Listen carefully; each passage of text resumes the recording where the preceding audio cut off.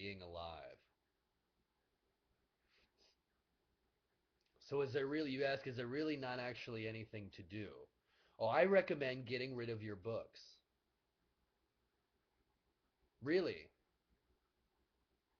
When Ajahn Sumedho went to see Ajahn Chah the very first time he met him, I love this story because this is what was inspiring to me. Ajahn Chah said,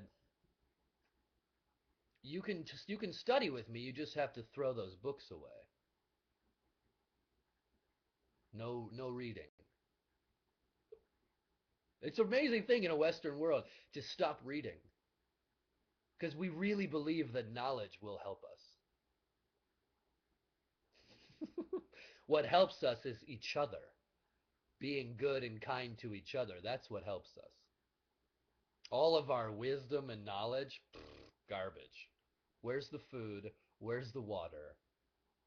Maybe we can sit together, play some music, dance, make some love, and appreciate each other's mystery. Thanks for your time, man.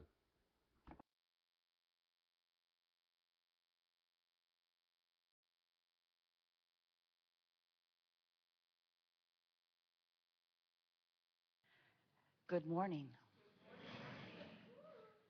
We are extremely pleased that you are here. You are extremely pleased that you are here.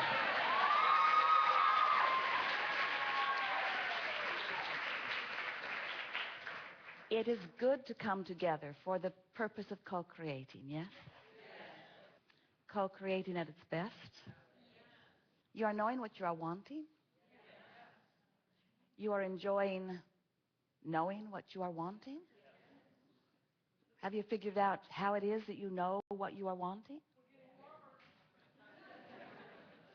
It's nice that life focuses you, isn't it? Sometimes you think that you would rather not know what you want so much because the reason you know what you want so much is because you know what you don't want so much. Something about that focusing that helps you to discern. And it's helpful when you focus yourself gently, but there is nothing wrong with extreme experiences that cause you to focus. Do you like strong desire? Do you enjoy strong, not yet manifested desires? Not so much. That's interesting, isn't it? And yet, if you knew what we know, and at some level you do, if you knew that if a desire exists, it can be manifested, then wouldn't the promise of that manifested desire make it worth the unfulfilled yet desire if you really knew? So what's the holdup? How is it that you don't really know? How is it that you can live life and hatch a desire or a whole bag full of them, and even though they have not yet come into full blossoming, see it, hear it, smell it, taste it, touch it, fruition, you sometimes lose sight of the promise of it because the reality of the absence of it is so obvious? Is that what it is? So you're hung up on what is. Is that what you're telling us?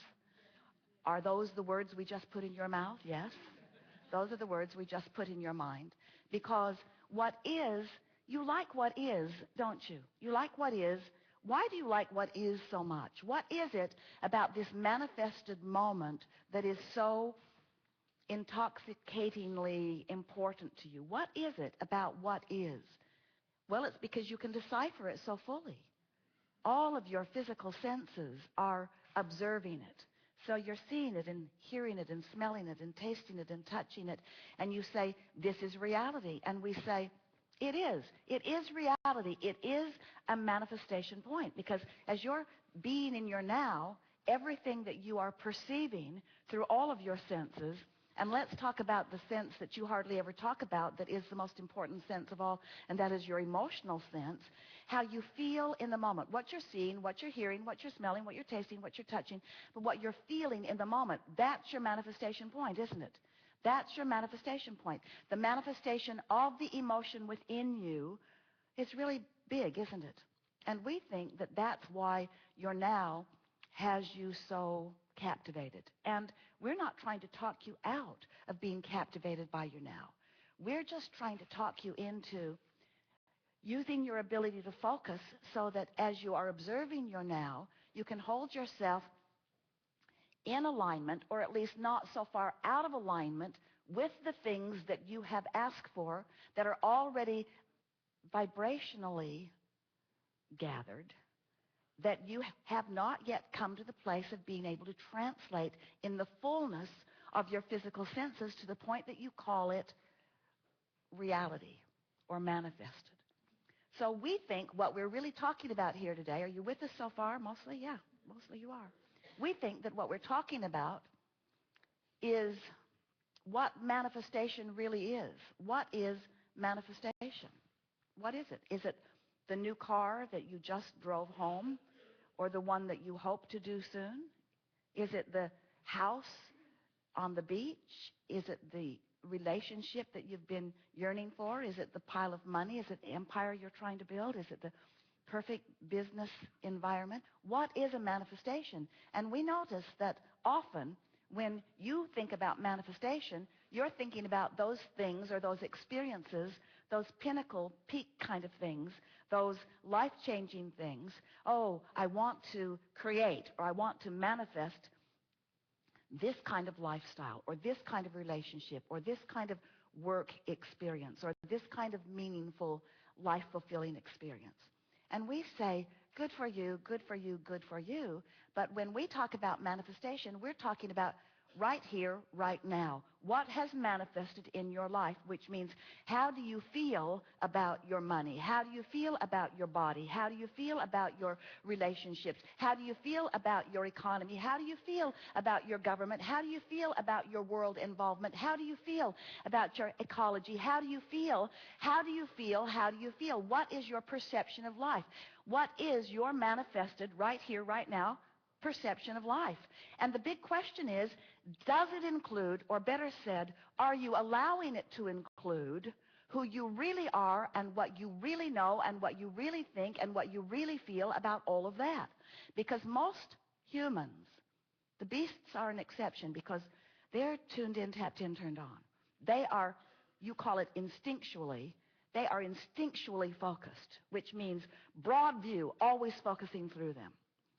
But humans, we love you very much, humans, we love you very much, humans have managed to focus yourselves apart from the fullness of who you are, so that in many of your manifested moments, you're not allowing all that you have become. And that is so interesting to us, because all day, every day, as you've been sifting through the variety of life, it has caused you to create a vibrational version of you, which is where we stand, which is always the precursor to your manifested version. But you know what's required for your manifested version of you?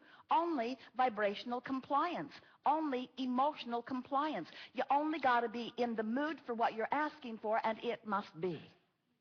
That's all it is. Your attitude, your mood must line up with what you want.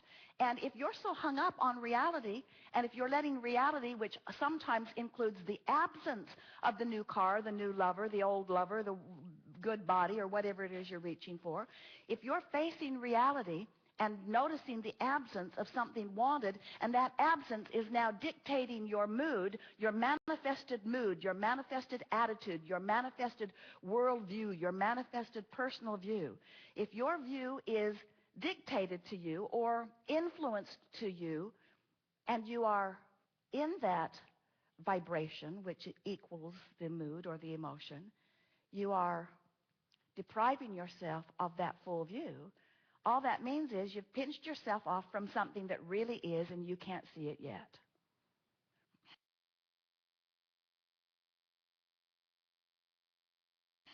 It's so interesting to talk with our physical friends, because you, we love you very much, have such a warped view of reality. It's so warped. It's like you have a big house, and every room is beautifully furnished and immaculately tended to and technologically brilliant. It's just this fabulous house with this incredible view, surrounded by the most beautiful plants and you have decided to live in the closet with the vacuum.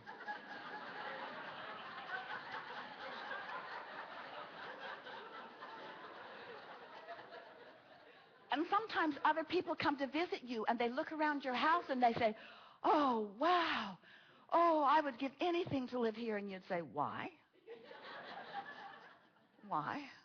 Because without meaning to, you have practiced yourself into viewpoints that are depriving you of the fullness of all that you are. And we want you to come out into the rest of your house.